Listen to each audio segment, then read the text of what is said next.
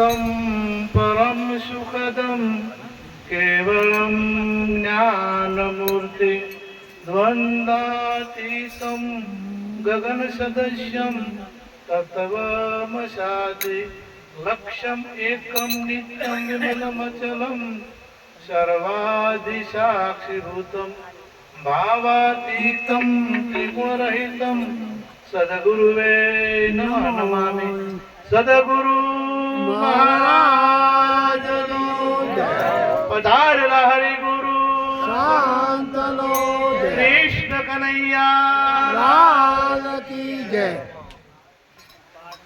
આજે સામઢી મુકામે કુંવર બાપાની પુણ્યતિથિ નિમિત્તે એમના સુપુત્ર સાબુજી, ચેનજીજી, ઉદયસિંહ, સરદારજી તથા શામળજી તથા સમગ્ર પરિવારજનોએ મળી અને સુંદર ભજન સત્સંગનો કાર્યક્રમ રાખ્યો અને એ કાર્યક્રમમાં પધારેલા સંત શ્રી ચેહરપુરીજી महाराज सामढी निवासी, तेजबलराम महाराज वासनी निवासी, अमाराम महाराज दरवाला निवासी, बाबूराम महाराज खारेड़ा निवासी, खेमजीराम महाराज दरवाला निवासी तथा चीनाराम महाराज बलोवा निवासी तथा पधारेला तमाम प्रेमी भक्त सज्जनों, विशेष तो आज वाणी बहु सारी सारी गवाणी हमने वाणी में गवाणु के जागजे जीवड़ा जागजे तारू जीवन ઊંઘમાં જાય અને એના પહેલા પ્રથમ એક વાણી ગવાણી થી થોડી ચર્ચા પણ થઈ હતી કે જાગતા નર શેવ તને મળે નિરંજન દેવ જીરે ગોરખ જાગતા નર શેવ પથ્થર પૂજું તો હર મિલે તો मैं પૂજું गिरी राय। હવે પરમાત્મા તો ગીતામાં વ્યાપક ગીતા, परमात्मा वगर कोई जगह खाली એવું ગીતા કહેશે કે સર્વભૂત સ્થાન બધા ભૂતોમાં એ વસેલો છે, અણુ અણુમાં એ વસેલો છે। પરંતુ જાગતાની વાત કરી તો એમાં એ ભેદ સમજવાનો છે। જાગતો એટલે જે આત્મજ્ઞાન જેને થયેલું હોય, જે હાવ દેશી ભાષામાં કહું કે જેને આત્મજ્ઞાન થયેલું છે એ જાગતો, અને જેને આત્મજ્ઞાન નથી થયેલું એ ઊંઘતો। એટલે એવા પુરુષને તમે સેવો તો તમને આત્મજ્ઞાન થાય। પરમાત્મા બધી જગ્યાએ છે, આવામાં પાણી છે પણ તમારી તરસ મટશે નહીં। પાણી વગર કોઈ જગ્યા ખાલી હવામાં છે અને પૃથ્વીમાં છે, પણ પૃથ્વીમાંથી તમારે પંબો બહાર પાડવો છે ને તો બોર કરવો પડશે। પાણી તો છે જ, એમ પરમાત્મા વ્યાપક છે પણ અપ્રગટ છે, પ્રગટ નથી। તો જેની પાસે પ્રગટ છે, જેના દ્વારા જેનામાં પ્રગટ થયો છે, જેના આત્મજ્ઞાન થયું છે, આ તબલા શીખવા છે તો આમાં વગાડતા આવડે ઈન પાસે શીખાય કે જે નથી આવડતા એ હા ભાવ આદિ વાત કે ઈન આવડે છે તે શીખવાડી શકે, જેને નથી આવડતા એ શીખવાડી શકે નહીં। એમ પરમાત્માને જેને જાણ્યો છે, પરમાત્માને જેને ઓળખ્યો છે, એ ઓળખેલો જે સંત છે જે એ બીજાને પરમાત્માની પ્રાપ્તિ કરી શકે ને કરી શકે। હવે પથ્થર પૂજે અર્પેલું તો કે મૂર્તિની પણ વાત આવી, મૂર્તિમાં ભગવાન તો છે જ, મૂર્તિમાં ભગવાન છે। તમારો ફોટો પાડેલો હોય અને તમારા ઘેર લાવ, અમારા કેસાજીનો ફોટો એના ઘેર વળગાડ્યો, હવે એના ઘેરથી ને 10 રૂપિયા જોવે છે, 10 રૂપિયા જોવે છે, હાથ જોડે અને કદાચ માગે તો કેસાજીનો ફોટો છે એ 10 રૂપિયા આલે હે? તો કેસાજીનો ફોટો જુદો છે એ વાત નક્કી કે ફોટામાં છે તો ખરા જ, ફોટા નથી એવું નથી, પરંતુ એ ફોટાના રૂપમાં છે એટલે તમને કંઈ આપી શકશે નહીં। પરંતુ તમને ગુરુ મહારાજની દ્રષ્ટિએ આપી છે તો તમે જ્ઞાન મળ્યું છે તો હરેક જગ્યાએથી જ્ઞાન મેળવી શકો।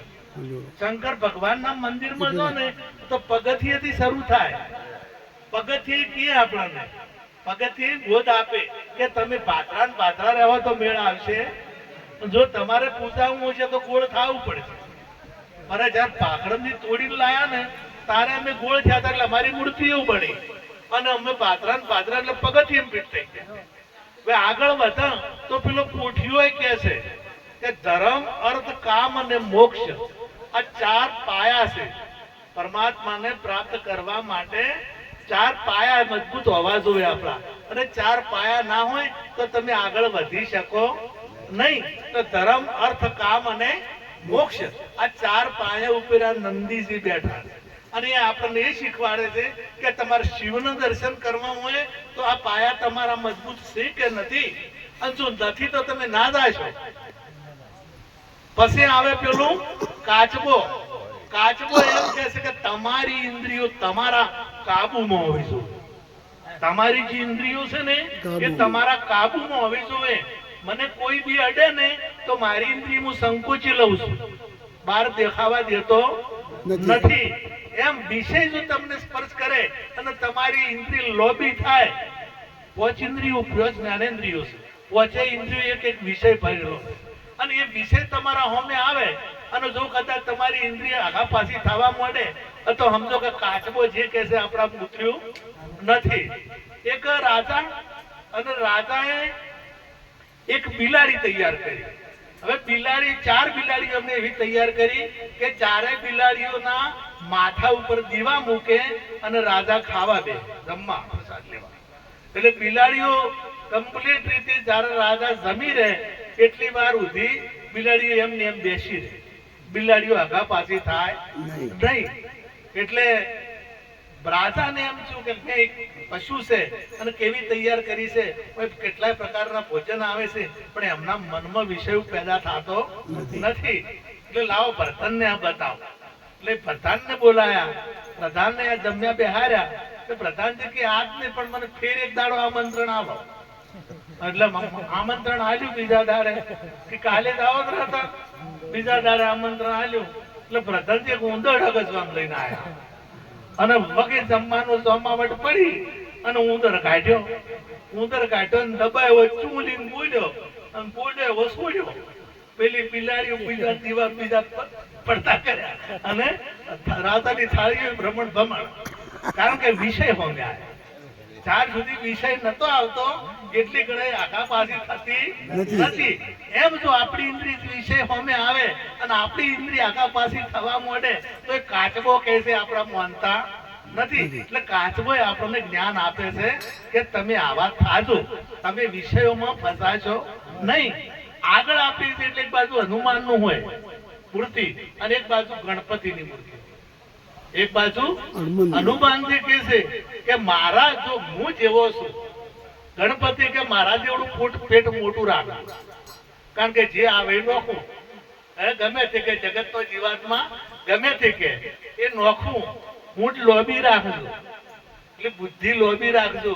ગમે ત્યાંથી હારી વસ્તુ કોઈ જગ્યાએથી કોઈને સોદ ના જોતા. ગણપતિ એમ કે છે કે કોઈને સોદ ના જોતા. જે હારાપણું હોય ને એ લેજો, ખરાબપણું લેજો નહીં, હારાપણું લેજો. હવે એમાં ઘણા બધા એમનો જો એમનો જે વાહન છે શું છે, ઉંદર.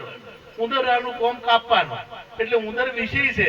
એટલે વિષય ઉપર તમે સવાર થઈ શકો તો તમને શિવનું દર્શન થશે, ન કે મેળ આવશે નહીં. તમે હનુમાનજી કે આ રીતે વર્ષો તે ગદાયો તો થઈ જ પડશે. અને હું શરણમ રહ્યો છું, જયારે શરણમ રહ્યો છું ત્યારે શિવનું દર્શન થશે. અને અંદર જાય એટલે શિવની મૂર્તિ નહીં હોય. કોઈ મંદિરમાં તમે શિવની મૂર્તિ જોઈ? શિવની મૂર્તિ હોય ને લિંગ હોય. અને શિવ જે છે એ આકાર રહિત છે, જે પરમાત્મા છે એ આકાર રહિત છે, નિરાકાર પરમાત્મા છે. એ વ્યાપક છે, બધી જગ્યાએ કોઈ જગ્યા ખાલી નથી. અને એના દર્શન કરવા પડશે તો એને જે જોણે છે, એને જે ઓળખે છે એની પાસે જવું પડશે. અને એ પાસે નહીં જઈએ તો મેળ આવશે. તમને સાધન પરમાત્માએ આપ્યું છે પણ સાધનનો ઉપયોગ કરતા ના આવડે. આમ વાણી છે ને ગોધે છે અને વાણી છોડે છે. એક વાણી તમને એમ કહે કે તમે મરવાના છો, અને એક વાણી એમ કે તમે નથી મરવાના. આ જે તે ભૂમિકા એ બે વાણીઓ સાચી છે, બે વાણીઓ ખોટી નથી. કારણ કે જે તે ભૂમિકા જે બોલાય છે તો એ બોલાય છે એ ભૂમિકા એ સાચું છે, બરોબર. પણ આપણને પૂછવેડો કે આ વાત સમજાતી નથી એટલે આપણને લોચા લાગે. પણ જો વાણીનો ઉપયોગ કરતા આવડે. આ એક નગરની અંદર કોઈ વેપારી ગોમડાના વરવા ગયેલા અને દુકાનમાં વર્તા હતા ને ડાકુ ગુંડાઈ ગયા 8-10-15 જણા. એટલે પેલા વેપારીઓને પાસે તો અહીંયા કોઈ બીજું નવબત સાધન તો ના હોય. પણ કોઈ દુકાન જે હાથમાં એ લઈને મારવા જાય પણ પેલા મારા બેટા ગોઠ્યા ને પેલા 15-20